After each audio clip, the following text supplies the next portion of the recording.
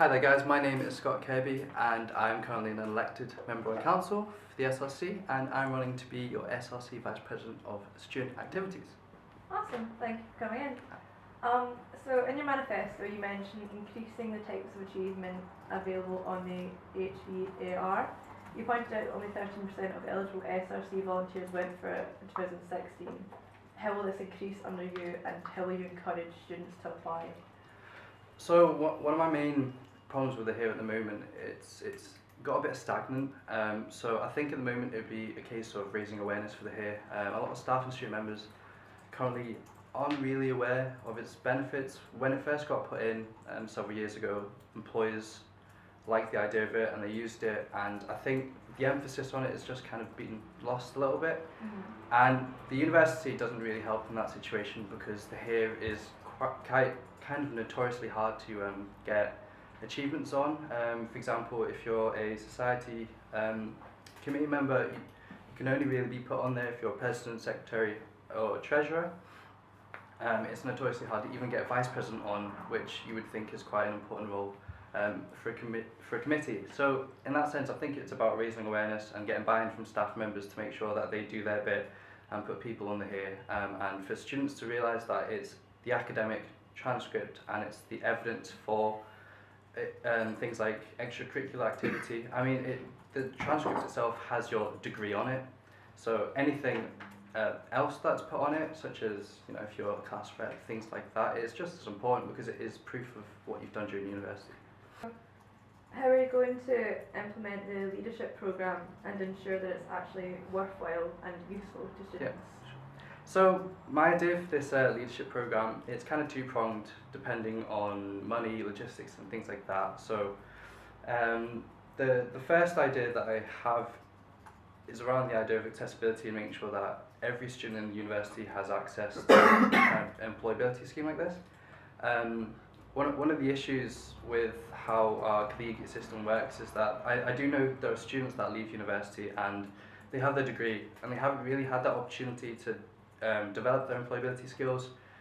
If you're in the School of Social Sciences, for example, there's an absolutely brilliant employability team there, and it's looking at those kind of schemes like Go Global, the sort of tire schemes, things like that, that we could expand out to everyone in the university, so that if you're in a school or a department that doesn't necessarily have that emphasis or that funding to go and increase employability, then you at least will be able to have access to it. Obviously that's depending on money, logistics, that kind of thing, but I've raised spoken to a couple of staff members about doing that, people like Dick and Copsey, and they're very, they appreciate the idea and they're on board to try and see about expanding it to the university. The other scheme, which I think is a bit more SRC led, which I'd also like to see, to be honest with you, but it would be the backup in this sense, is developing kind of like a badge leadership scheme, and a lot of other universities have this. I'm actually quite surprised that we don't. And essentially all it is encouraging students to get involved with extracurricular activity on campus. And if you're in a committee or you do volunteering work and you do like 100 hours, there isn't really any kind of acknowledgement for that anywhere. So it'd be a case of, if you do something, for example, you get involved in an internship, work experience, activity, you get a badge, and then when you acquire all the badges, you get the award kind of thing.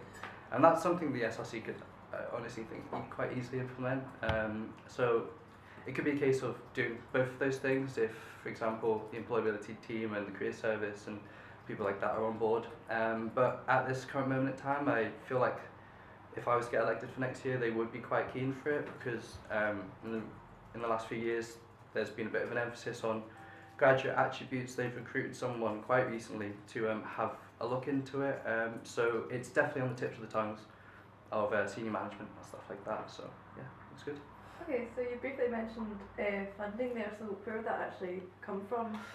So the funding, as I mentioned, it would have to come from the university, which is why I've come up with two ideas, a scheme with funding, without funding. However, the university already funds these schemes, and as I said, it would literally be about looking at the ones that work and the ones that don't and trying to expand them out. And as I mentioned, the university is quite keen on graduate attributes and employability at the moment. They're really looking at it, so I feel like a bit of lobbying and the university would be keen to try and help support this. And as I said, if that isn't the case, then we can implement this other SRC specific led scheme, which I don't think would take that much funding at all, if I'm honest. So. Okay.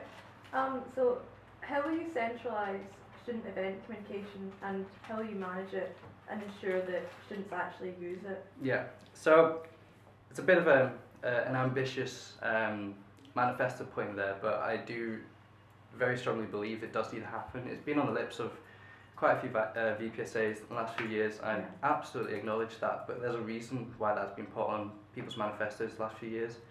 In terms of the idea itself, we're currently without an IT coordinator in the SRC, so it is kind of hoping that we do get one, but if that doesn't happen, then we can go out with through external sources to try and help create this online space. The end goal for me would be it wouldn't happen in my year, but I would absolutely go forward, create a pilot and a framework for it to be taken forward. It would be to create possibly a new website to which all the unions buy into, all clubs and societies and volunteering organisations buy into. And the idea is that if you think of Freshness Week and you think of the guide that you get, it has absolutely everything you need in terms of being student life and events going on in that time, but past Freshness Week you lose it. And there isn't actually a central point to go to in terms of student life, like what's going on at the unions is Hive on, what's going on at QMU, what clubs and societies doing, that kind of thing. And so the end goal is to have some kind of online space where you get all that information pulled into one area. In terms of something that can happen almost immediately in my role, to kind of build up to that point that I can manage, it'd be a case of creating an events calendar, and obviously that is something that a lot of people have said, but I believe I'm a little bit different in terms of what I could bring into VPSA, because I've worked in the social media team the last 2 years, and this year we have actually tried quite hard to come up with a way to allow societies to feed into an events calendar. And as I said, on an almost immediate level, there are two things that we can do in terms of trying to centralise events comms, and it's creating a Facebook account which all societies and clubs have a deadline and they can input information into. It's the same with CUSA, QMU, GU, they could all input their events information into. And one of the problems I believe with Facebook is that there's so much noise that it's so hard to get student engagement. It quite often is about how many people your committee knows, and then that'll be how many people comes through the door. So at least if there's one central point of information, even on Facebook, that people can just have a brief look at. We do have things like that at the moment, but it's not for that specific purpose. The other thing would be to use the University of Glasgow Snapchat as a way of broadcasting events to people. This is something that I've tried to develop this year, and it's something I would bring in with VPSA. Same premise, clubs and societies submit on a deadline every week what their events they're doing on a weekly, monthly basis, and then on the Snapchat every Monday morning you would get on the story just a wee bit of information about what's going on. You can screenshot it as you'd like, and to be honest, I think that's a really good way of using social media for that purpose, because it has one of the biggest viewerships of students who are here, who are on campus. And those are two things that I could easily manage in the role from an immediate point of view, and then it would just be building into trying to get the buy-in from the unions and from clubs and societies. But I've already had a bit of feedback from clubs and societies at the moment, and student engagement and competing with each other on Facebook and things like that is one of the highlights of what I've been able to find out. So I think it is really important. Okay, cool. You mentioned creating inter-academic games. Have you approached GUSA or any of the societies intended for involvement to discuss the feasibility of this? I've actually already met Paddy to discuss this. He's very on board with the idea. It's something that I know they tried to attempt 2 years ago, and I know this very well because when I was the president of my academic society, the Earth Science Society, I actually tried to do something similar to this, but purely just football alone. We'd contacted about 6 or 7 different other societies to try and see if we could get, an inter-scholastic football tournament, and we got an email saying that GUSA were trying to attempt it. I'm not quite sure what happened there. I think it's one of those things that it takes a lot of organisation, but it's something that I tried to attempt to do, something I believe that the university really is missing out on given the way our collegiate and school system works. And I know working with Gusa and working with Paddy and starting right from July up until second semester, which is when it would be, we could easily make that happen for sure and work with the academic societies. Yeah. Okay. The Homestead Network has been neglected, as you mentioned in your manifesto. So how will you organise it and ensure that home students have a say, as like council is really made up of home students?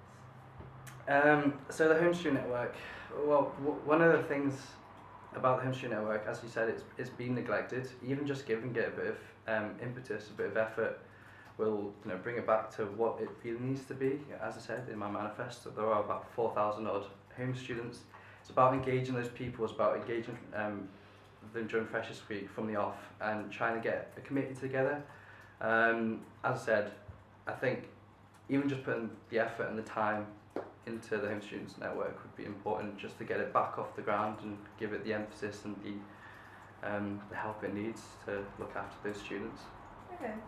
A few of your pledges have been attempted by previous VPSAs and have not been achieved. How will this change under you, and why do you think they've failed in the past? Well, the reason I back myself, especially for things like communications and stuff like that, is because I've thought about running for VPSA for 2 years. I've worked with the social media team for 2 years. I've been trying to work on these things outside of this role, and I have thought long and hard about how to try and go about these things. And I'm not saying the VPSAs in past years haven't had the tools, the experience required to go about and do it, but one of the important things about a sabbatical role, I believe, is you get a year, there's only so much you can do. It has been on the lips of other VPSAs, it's just about working towards that goal. And as I said, I've worked with the social media team the last 2 years. We have been trying to do this, especially with those kind of pledges. I've tried to do my research before coming in here and meeting you today and talking to clubs and societies.